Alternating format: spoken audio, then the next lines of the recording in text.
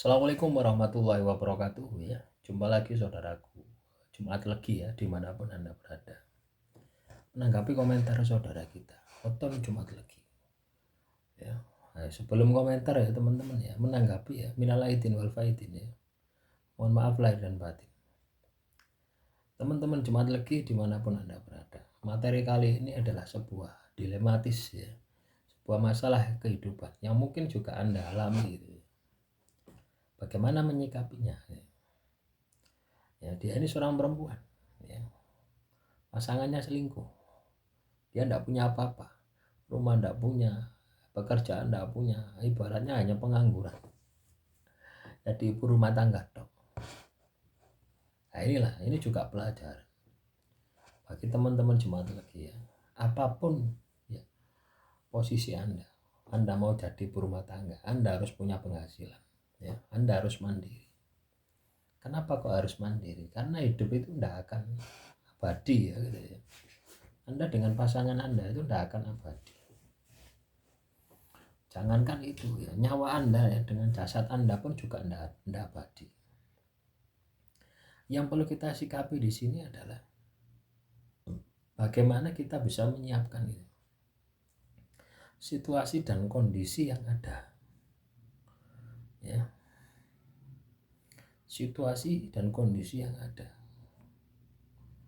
Ya, misalkan teman-teman Jumat Legi ini dalam kondisi pasanganmu selingkuh.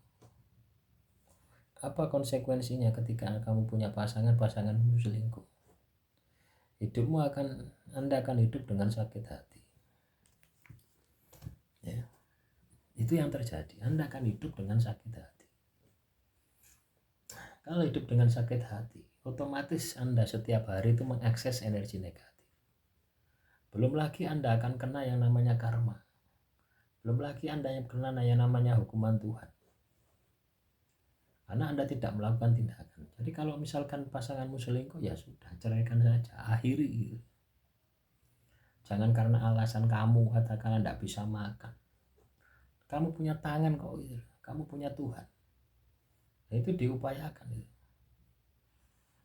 Bagaimana nanti anak saya? Lah kamu belum menjalankan sudah takut seperti itu. Ya, yang perlu Anda lakukan adalah gugat ya. Lakukan gugatan. Ya, tuntut nafkah anak. Nafkah anak itu diberikan sampai umur 21 tahun. Ya, jadi di dalam gugatan ya. Di dalam gugatan masukkan juga ya tuntutan nafkah anak. Caranya seperti itu. Kalaupun tidak dikasih, tidak diberi, ya sudah, Anda harus mandiri. Ya berarti memang sejauh itu gitu. Ya. Tapi Anda jangan kata patah semangat. Justru Anda harus termotivasi. Banyak saudara kita yang saat ini bekerja di luar negeri mengalami kasus yang sama gitu. Ya nyatanya mereka bisa berhasil. Mereka bisa beli rumah, bisa buat toko, punya usaha, bisa beli mobil, dan anaknya sejahtera. Kenapa mereka mau seperti itu? Karena mereka mau mengalahkan dirinya, mau mengalahkan kelemahan dirinya, tidak pesimis, tidak anak dijadikan alasan. Nah kalau Anda katakanlah punya pasangan terus pasanganmu selingkuh, itu sama saja Anda mendidik anak Anda gitu. Kalau Anda tidak mengeksekusi, kalau Anda tidak mengakhiri, ya akan menjadi karma turun temurun. Ya, mau anak Anda punya karakter seperti pasanganmu yang salah jalan. Nah, kalau Anda waras ya, tidak mau, gitu ya. Lebih baik ya cukup saya yang menderita, ya anak saya jangan sampai menderita. Nah, jadikan itu sebagai motivasi, jadikan itu sebagai semangat untuk Anda meraih kesuksesan. Jadi caranya seperti itu, ya. Bukan malah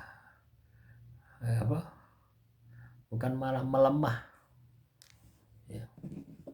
Bagaimana nasib saya, anak saya mutong sekolahnya, saya tidak punya uang sepersen pun lah. Nah, itu konyol kalau Anda punya pemikiran seperti itu. Ya, Anda lebih takut manusia daripada takut dengan hukuman Tuhan. Ya, yang pasti hidupmu akan penuh dengan masalah-masalah. Ya, itulah ya. Ketika kita sudah memiliki keyakinan kepada Tuhan, ketika ini salah sudah diakhiri. Ya, supaya apa? Supaya tidak merembet kemana-mana.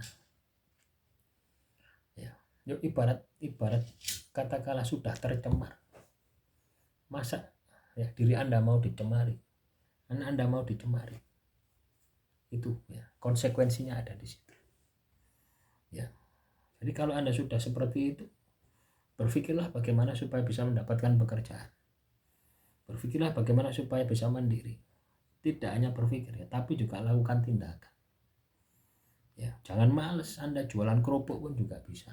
Ya, Anda kulaan kerupuk. Ya kayak kemarin ini bisa ya kulaan jajan, terus Anda itu jajan.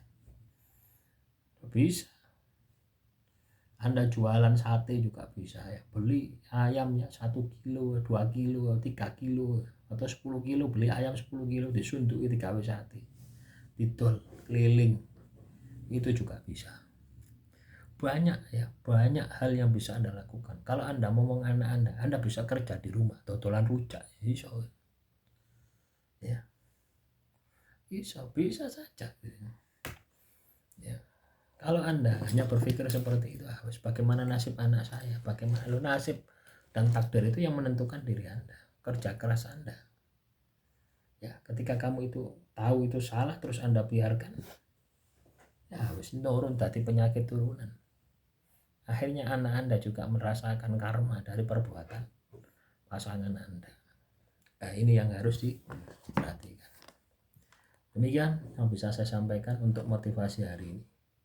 Kurang lebihnya saya mohon maaf. Assalamualaikum warahmatullahi wabarakatuh. Salam Rahayu, Rahayu, Rahayu.